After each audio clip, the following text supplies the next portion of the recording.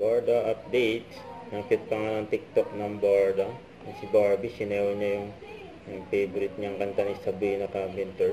Si David naman, and daw yung alam niyang sayaw para mawala daw yung ulan. Yung sayaw ng Borda. Ito naman, may maswerte pa nga nakapagpa-picture kay Barbie. Very accommodating daw si Barbie. Tapos si David naman, chill lang. Dahil umuulan. So, yung ito interview ng Borda. Diba? Tapos, mahal niya, Pilipina. Tapos si Dennis, kaano niya, kakalahin niya. Pero hindi niya alam kung siya mag-decide. Very obvious yung love ni Adelina and ni Hiroshi for each other. So, lamanan mo lang talaga yon ng restraint and yung pagiging forbidden kasi hindi talaga sila pwede.